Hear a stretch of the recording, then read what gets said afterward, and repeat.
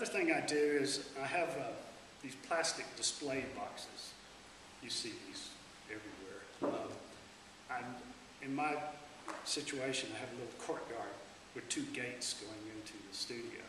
The studio's in an old barn. I have these plastic boxes with my artwork in it, and I'll show you one of them. It's something like that, little flyer stuck in. They change all the time because I can print these myself. Blurb on the back. These are great because, one, I have them out there for weeks before Open Studios, so people can come by and pick them up and have all the dates on them, that sort of thing. Got your website, all that. But they're also filters because I can see the people come my window looking down and they go and pick up one of these and they go, rubbish, and they put it back. Well, that's great because we haven't wasted each other's time.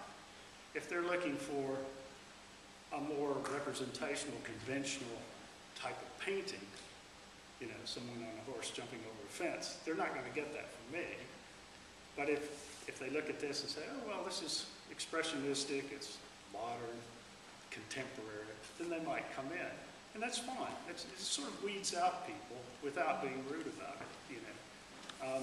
And that was just a side benefit. I didn't plan it that way, but it worked that way. Another thing to get people to come, emails. I'm sure you all have extensive email lists, and you should use that, of course. But one thing I do, which I think not everyone else does, is I personalize the emails. I don't send out emails to undisclosed recipients.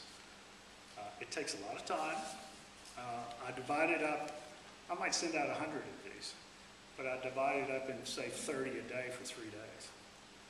And I'll sit down, and the first 2 sentences of the email will be, Natasha, I haven't seen you in a long time, tie it in, maybe you bought a painting one time, that sort of thing, and then start talking about Open Studio, have some attachments with some of the latest work.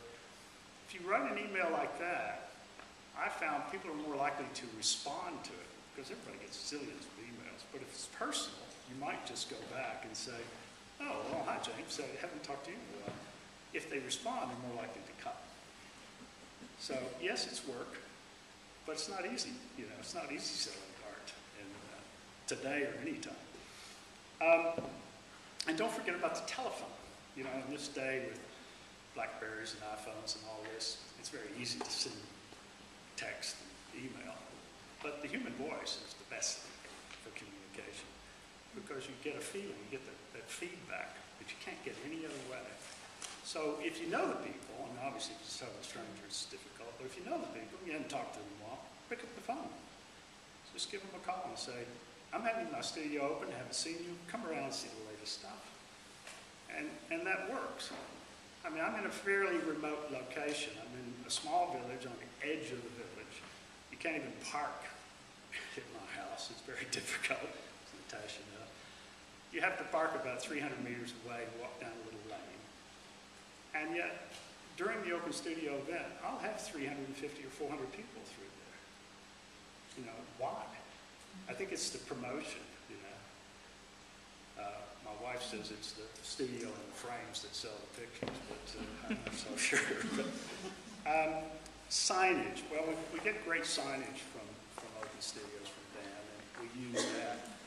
But in addition, I have one of these A2 pavement signs that you see on the high street. And they're fairly expensive, so I mean, you may not want to go down that route. If you don't want to do that, you can just use an easel. For years, I just used an easel with a board on it. But with my A2 sign, I print A3 photographs of my paintings, and I change it all the time. So you just slide them in. So people walk by and it says, Open Studio, exhibition, and there's a big picture, you know, an A3 size picture of a painting on both sides, 2 different pictures. And every few days I slot those around differently. So you're showing your work again.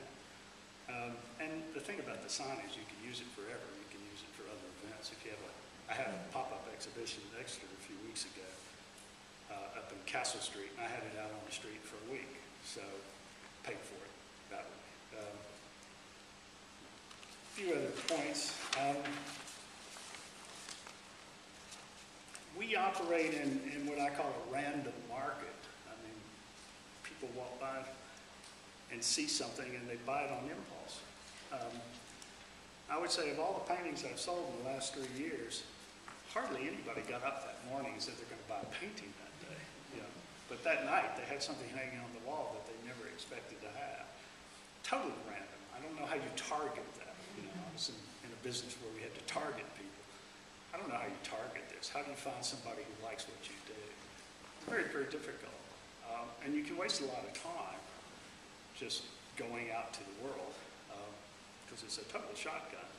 And in my case, I can only do major paintings, and I work every day. I can only do about 50 pictures a year.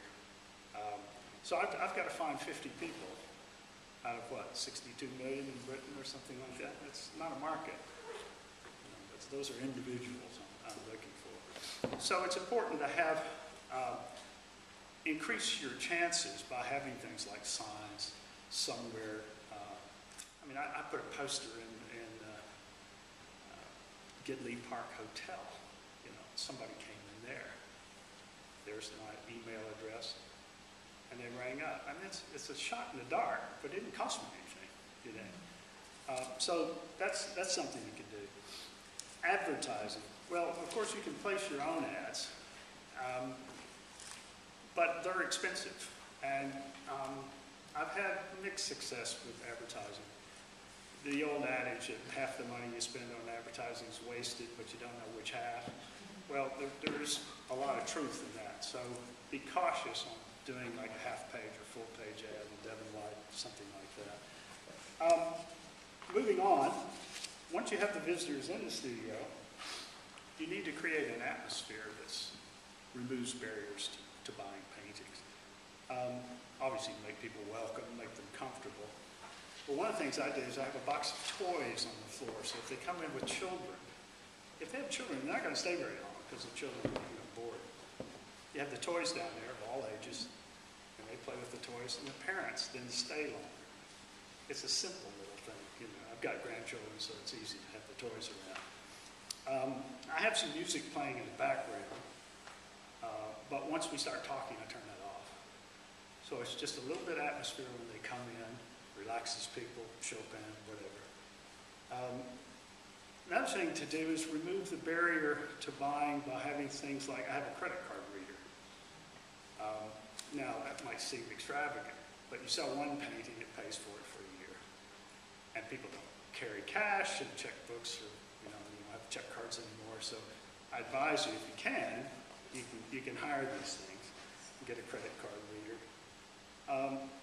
Another thing to remove an obstacle, something I've learned, people will say, oh, I love that painting, but you know, I'm not sure if it goes with my curtains, you know. It's something as artists we have to bear, you know.